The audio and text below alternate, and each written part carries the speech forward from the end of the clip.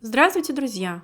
Международный союз конькобежцев, основываясь на заявлении МОК от 28 февраля 2022 года, принял решение отстранить российских спортсменов от международных соревнований по фигурному катанию, шорт-треку и конькобежному спорту. С таким обращением выступил ИСУ на сайте организации. Международный союз конькобежцев свое решение обосновал обращениями от различных членов организации, а также заявлением МОК, который в свою очередь рекомендовал не допускать российских спортсменов до международных соревнований. В итоге ИСУ заявил, что в целях обеспечения безопасности всех участников международных соревнований по конькобежному спорту и защиты целостности соревнований спортсмены России и Белоруссии не могут быть приглашены для участия на международных турнирах под эгидой организации. Также Международный союз конькобежцев пообещал, что продолжит следить за ситуацией и при необходимости предпринять дополнительные шаги. Вот, собственно, дело дошло и до фигурного катания.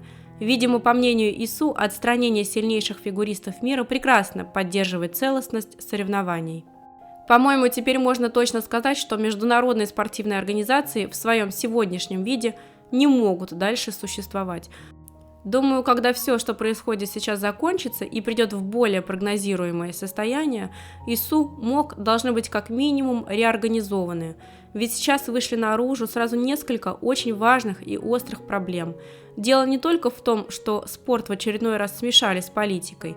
Россия и Беларусь являются членами и ИСУ, и МОК, но также Китай, одна из сильнейших спортивных стран мира, не поддерживает введение санкций, а уж отстранение спортсменов и подавно, и Сербия не поддерживает санкции в сторону России.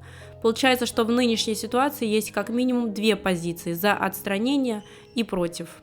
Но МОК, а за ними и ИСУ, без каких-либо заседаний и расследований принимает сторону одних и не берет во внимание мнение России, Белоруссии, Китая и еще нескольких других стран.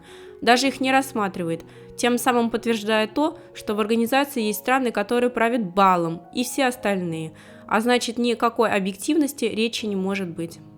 Дополнительно вызывает вопрос тот факт, что ИСУ принял решение, основываясь на рекомендации МОК. Казалось, что Международный союз конькобежцев должен быть независимым от мнения того же МОК, но ИСУ делает официальное заявление, где прямо заявляет, что по указанию Международного олимпийского комитета отстраняет российских спортсменов. По сути, подтверждая, что все эти разделения на МОК, ИСУ, и не удивлюсь, что ВАДА бутафорские. Как тогда в таком случае можно верить в честность и объективность? Как можно доверять работе той же ВАДА, если настолько сильно политика влияет на спорт, да еще настолько однополюсно? Что касается мирового фигурного катания, то по сути ИСУ превращает международные соревнования в фарс. По-моему, победа на чемпионате мира в женских соревнованиях будет максимально липовой. Как обладательница золотых медалей сможет говорить про себя, что она чемпионка мира, когда, как на турнире, не было фигуристок, который сильнее ее на 2 головы? Если чемпионат мира не будет отменен при таких условиях, ИСУ дискредитирует себя окончательно. Ну что же, теперь посмотрим, кому будет интересно мировое фигурное катание без российских суперзвезд. Да, для российских спортсменов наступают далеко не самые лучшие времена, как, собственно, и для всех россиян. Тем не менее, тучи не могут вечно закрывать небо. Рано или поздно выглянет солнце. И к тому времени я надеюсь, что все эти международные, как будто независимые организации закончат свое существование в нынешнем виде. Кстати, куда пропал вице-президент ИСУ Александр Лакерник? Может, он потерялся? Кто-нибудь видел его или слышал? Я уж как-то начинаю переживать. Его не слышно, не видно ровно с того момента, как стало известно о положительной допинг-пробе Камилы Валиевой на Олимпиаде.